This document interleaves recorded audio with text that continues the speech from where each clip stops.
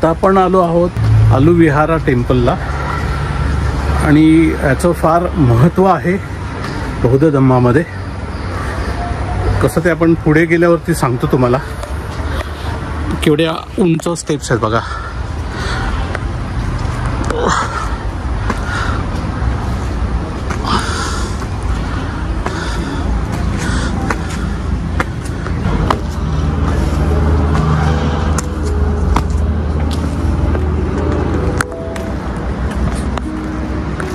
वर तिकडे मॉनेस्ट्री आहे.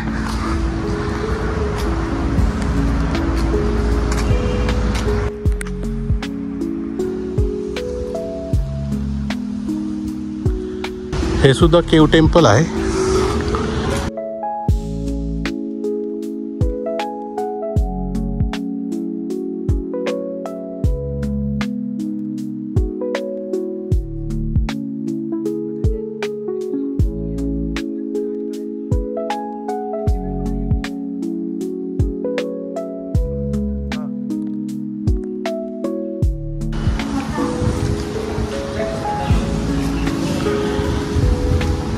हे बघा, हे दिवे लावण्यासाठी जागा केलेली आहे. इथे अगरबत्ती लावली जाते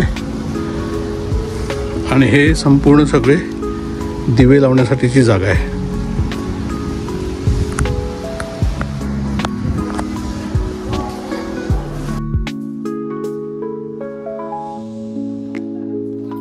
जाळीवर हे पांढऱ्या फडक्यामध्ये ना ते कॉईन बांधलेले आहेत. असं केल्याने मनातल्या इच्छा पूर्ण होतात अशी श्रीलंकेतल्या लोकांची धारणा आहे. लाल दिव्याच्या प्रकाशात ही बहुभुजा असलेली अवलोकितेश्वराची मूर्ती आहे. या लेणीमध्ये काही भित्तिचित्र आहेत जी जवळजवळ 2000 वर्षापूर्वीची आहेत.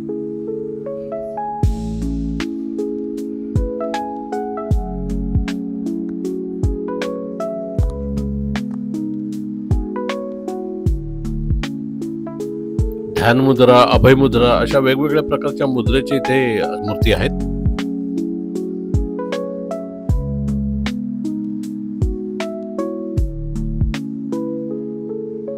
आणि ही महापरिनिर्वाण होण्याच्या आधीच्या अवस्थेतली रिक्लायनिंग बुद्ध आपण म्हणतो ती आहे. आणि ही श्रीलंकेतली पारंपरिक बुद्ध मूर्ती.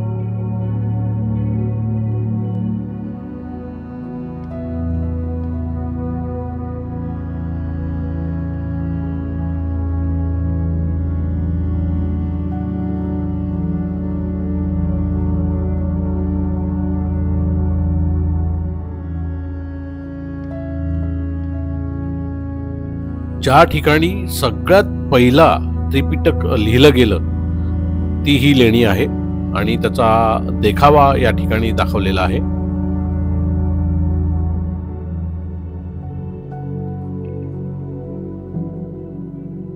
हे ताडाच्या पत्राचं किंवा पानाचं पोथी बनवली जाते, ती पोथी बनवलेली आहे.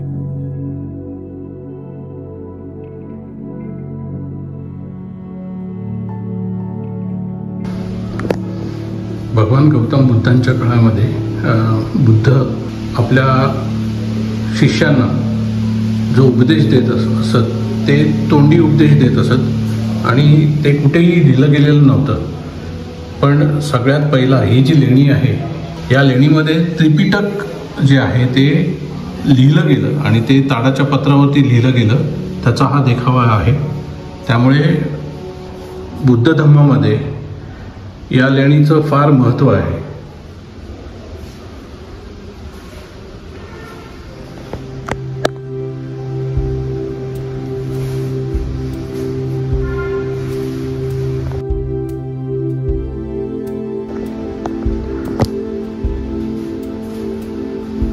हे जे ताडाच्या पत्रावरती त्रिपिटक कसं लिहिलं गेलं त्याचं प्रात्यक्षिक आपल्याला आता इकडचे जे भंते जे आहेत ते आपल्याला दाखवणार आहेत. आपण आता लगेच तिकडे जाऊया.